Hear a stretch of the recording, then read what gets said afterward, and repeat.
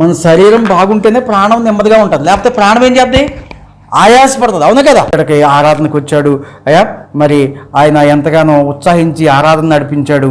అయితే సాయంత్రము 7 అయ్యేటప్పటికి వాళ్ళ భార్య ఏం చేసిందంటే, నా ఊపిరి వెళ్ళిపోతుంది, అయ్యా నాకు మాట రావట్లేదు అంటే హాస్పిటల్ తీసుకెళ్దామని గేటు దాకా తీసుకొచ్చారు. ఎక్కడ దాకా తీసుకొచ్చారు? గేటు దాకా. అక్కడే ఉన్నది ఇల్లు, ఇంత దాకా గేటు దాకా తీసుకొచ్చేటప్పటికి, ఆ గేటు కాడికి వచ్చేటప్పటికి ఆమెకి ఒక 75 సంవత్సరాలు ఉంటాయి. ఏమైందంటే ఆ ఊపిరి ఆగిపోయి పడిపోయింది.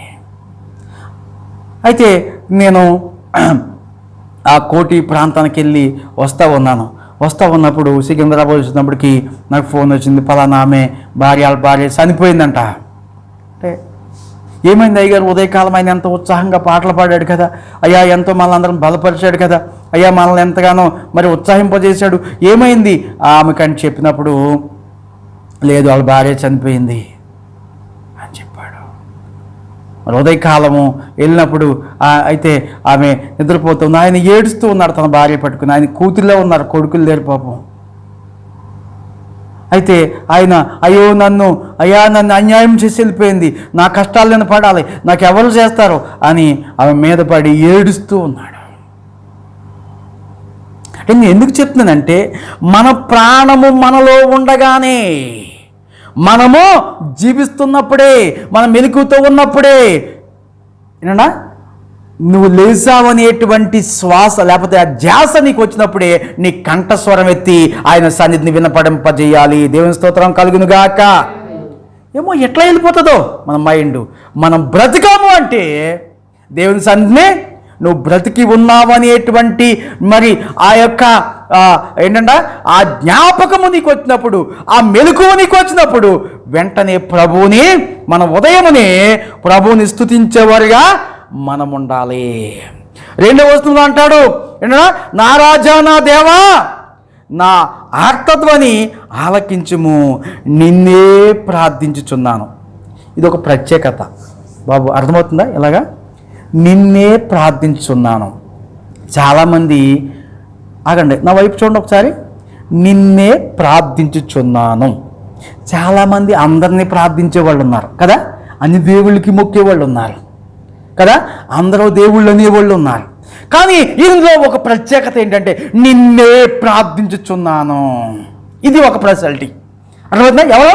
నాకు నువ్వు ఒక్కడవే, నా సృష్టికర్త నువ్వు ఒక్కడవే, ప్రాణాలు ఇచ్చినవాడు నువ్వు ఒక్కడవే, నన్ను బ్రతికిందా నువ్వు ఒక్కడవే, నన్ను చంపిన నువ్వు ఒక్కడవే, నన్ను జీవింపజేసేది నువ్వు ఒక్కడవే, ఈ రాత్రి నన్ను నిద్రపుచ్చి నాకు మెలుగువిచ్చింది నువ్వు ఒక్కడవే. ఇంకొకడు ఉన్నాడా? ఇంకొక ఆయన ఉన్నాడా? లేడు. ఇది చాలా ఇంపార్టెంట్ మన జీవితంలో. నువ్వు ఒక్కడవే. మనం ఎవరికి మనము ప్రార్థించాలి, ఎవరికి మనం కొంతసారి వినిపింప చేయాలి? ఒకే ఒక్కడు, ఆయన పేరు ప్రభు అయిన యేసు క్రీస్తు ప్రభువారికి మాత్రమే.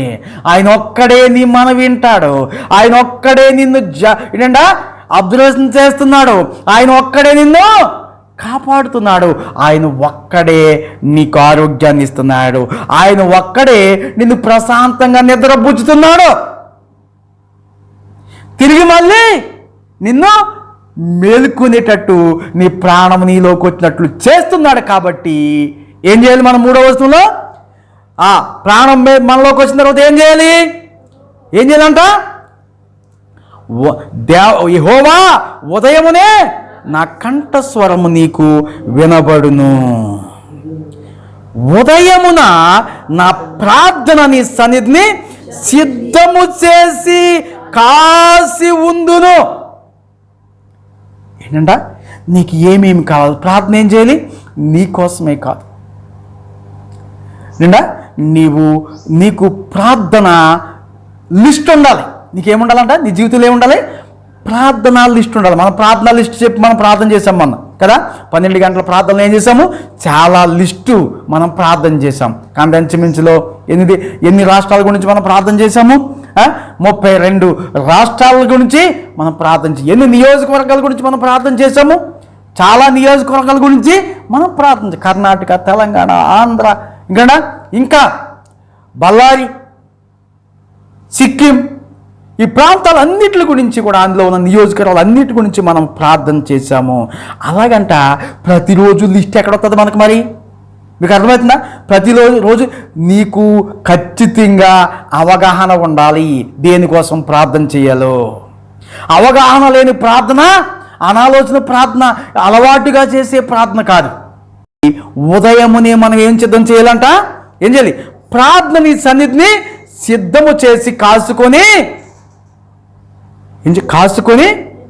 యుందును. చూడండి, మనకి ప్రార్థన మీద అవగాహన ఉండాలి. అవగాహన లేని ప్రార్థన అలవాటు చేసే ప్రార్థన కాదు. అలవాటు, ప్రార్థన చేసే అలవాటు బాబు ఇలా చూడండి, ప్రార్థన చేసే అలవాటు ఉండాలి. ఆ ప్రార్థనలో ఏముండాలి? నూతనత్వం ఉండాలి. డాంబికులు నీ సన్నిధిని నిలువలేరు. అయ్యా ఆగండి, మనం ఒకసారి ఉత్సాహంగా, ఒకసారి సంతోషంగా, ఒకసారి ఆనందంగా, ఒక్కోసారి ఏడుపుకుంటూ ముఖం వేసుకుని కదా, డంబంగా మనం మాట్లాడొద్దు. డంబంగా మనము డాంబికులంట దేవుని సన్నిధిని నిలవలేరంట. అర్థమైందా? మన సమర్పణ డాంబికంగా ఉండకూడదు. ఎప్పుడు క్రమంగా మనము దేవుని సన్నిధిలో మనము ఉండగలిగేవారుగా ఉండాలి. మనం నిలవాలంటే ఏం చేయాలి? డాంబికంగా మనము ఉండకూడదు. మనం నిలవలేదంట. సాతాను డాంబికం కలిగింది, అవునా కదా? సాతాను ఏం చేసింది? సాతాను డాంబికం కలిగింది.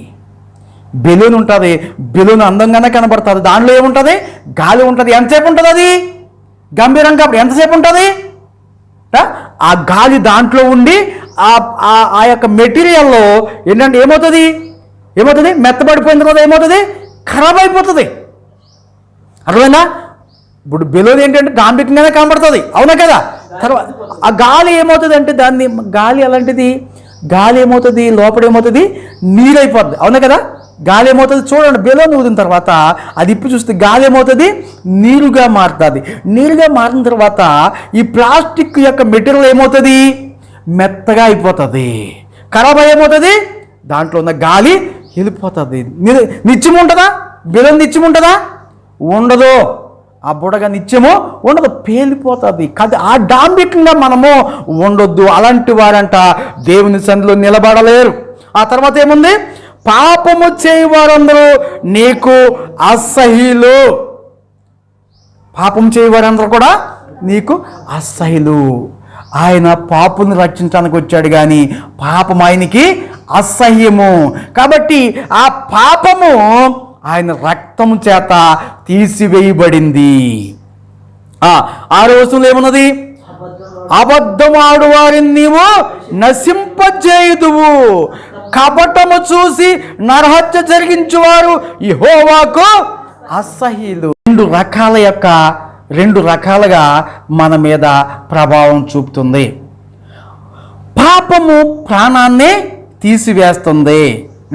పాపం ఏం చేస్తుందా? ప్రాణాన్ని.